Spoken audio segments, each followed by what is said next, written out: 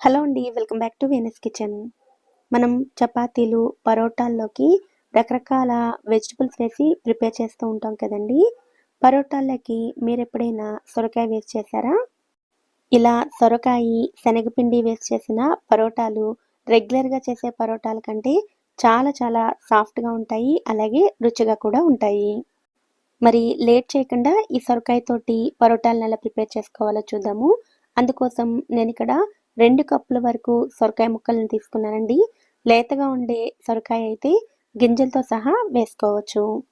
ఇలా రెడీ చేసుకున్న ఈ సొరకాయ ముక్కలను ఒక మిక్సీ జార్‌ని తీసుకొని అందులోకి వేసుకోవాలి. ఈ సొరకాయ ముక్కలతో పాటుగా ఇందులోకి 2 పచ్చిమిరపకాయలు, అలాగే ఒక ఉల్లిపాయను ఇలా ముక్కలుగా కట్ చేసుకొని వేసుకోండి. వీటితో పాటుగా 1 ఇంచు వరకు అల్లం ముక్కలు, 5, 6 వెల్లుల్లి రెబ్బలను కూడా వేసుకోవాలి. సొరకాయలో నీటి శాతం ఎక్కువగా ఉంటుంది కాబట్టి వీటిని నీళ్లు వేయకుండా ఇలాగే మెత్తగా గ్రైండ్ చేసుకోవాలి. సొరకాయే కదా ఈజీగా గ్రైండ్ అయిపోతుంది అనుకోకండి. చూడ్డానికి మెత్తగా గ్రైండ్ అయినప్పటికీ అక్కడక్కడ చిన్న చిన్న ముక్కలుండే అవకాశం ఉంటుంది. కనుక వీలైనంత మెత్తగా గ్రైండ్ చేసుకోండి. ఇలా గ్రైండ్ చేసుకున్న ఈ పేస్ట్‌ని ఒక బౌల్‌లోకి వేసుకోండి. ఇప్పుడు ఇందులోకి పావు టీ స్పూన్ వరకు పసుపు, హాఫ్ టీ స్పూన్ జీలకర్ర, రుచికి సరిపడా ఉప్పు, 1 టీ స్పూన్ చిల్లీ ఫ్లేక్స్. మనం ఇందాక వేసుకున్న పచ్చిమిర్చి, చిల్లీ ఫ్లేక్స్‌తోని ఈ రెసిపీలోకి స్పైస్ అంతా వస్తుందండి.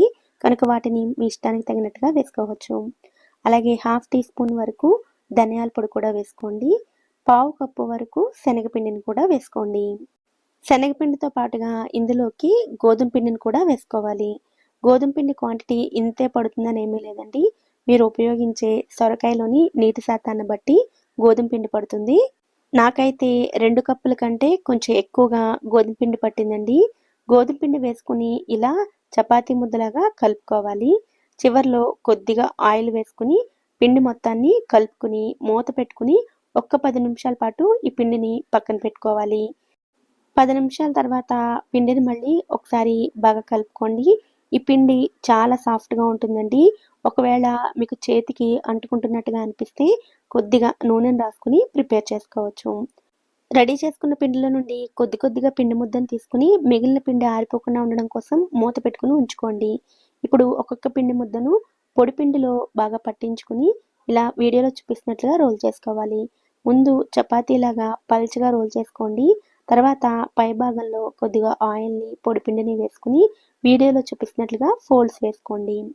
ఈ పిండితోటి మీరు చపాతీలైనా అయినా ప్రిపేర్ చేసుకోవచ్చు. లేదా పొరలు పొరలుగా పొంగుతూ రావాలి అంటే ఇలా ఫోల్డ్స్ వేసుకొని ప్రతి ఫోల్డింగ్‌కి కూడా ఆయిలు, పొడిపిండి వేసుకున్నట్లయితే చక్కగా పొంగుతూ వస్తాయి. ఇలా మొత్తం ఫోల్డ్ చేసుకున్న తర్వాత మళ్ళీ పొడిపిండిని వేసుకొని వీలైనంత పల్చగా రోల్ చేసుకోవాలి. మీరు ఎంత పల్చగా రోల్ చేసుకున్నా కూడా ఇవి సాఫ్ట్‌గానే ఉంటాయండి. కనుక వీలైనంత పల్చగానే రోల్ చేసుకోండి. ఇలాగే అన్నిటిని ప్రిపేర్ చేసుకోవాలి. పరోటా అంటే మాక్సిమం స్టఫింగ్ చేసే చేస్తారు కదా అని మీరు అనుకోవచ్చండి. ఇక్కడ మనం సొరకాయతో ప్రిపేర్ చేస్తున్నాము.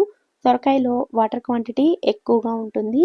కనుక స్టఫింగ్ చేసే కంటే కూడా ఇలా మిక్స్ చేసి చేసుకుంటే రెసిపీ ఈజీ అవుతుంది.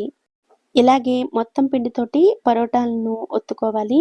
ఇలా ప్రిపేర్ చేసిన ఈ పరోటాలను ఫ్రై చేయడం కోసం స్టవ్ మీద ప్యాన్‌ని వేడి చేసుకొని, ప్యాన్ వేడైన తర్వాత ఒక్కొక్క పరోటాను వేసుకొని ఆయిల్ అప్లై చేసుకుంటూ రెండు వైపులా తిప్పుతూ ఫ్రై చేసుకోవాలి. ఈ పద్ధతిలో చేసిన పరోటాలు 2 రోజుల వరకు కూడా నిలవ ఉంటాయి. ఎప్పుడైనా ప్రయాణాలప్పుడు చేసి తీసుకెళ్ళాలన్నా కూడా వీటిని తీసుకెళ్ళొచ్చు. వీటికి సెపరేట్‌గా కర్రీ కూడా ఏమీ అవసరం ఉండదండి. వీటిని ఇదే విధంగా తీసుకున్నా కూడా చాలా రుచిగా ఉంటాయి. సొరకాయతోటి ఇలా పరోటాలే కాకుండా ఎంతో టేస్టీగా ఇన్‌స్టెంట్‌గా దోసలను కూడా ప్రిపేర్ చేసుకోవచ్చు. నేను ఆల్రెడీ ఆ వీడియో పోస్ట్ చేశానండి. పైన ఐకార్డ్స్‌లో డిస్క్రిప్షన్‌లో లింక్ ఇస్తాను. ఎవరైనా చూడని వారు ఉంటే అక్కడ చూడవచ్చు.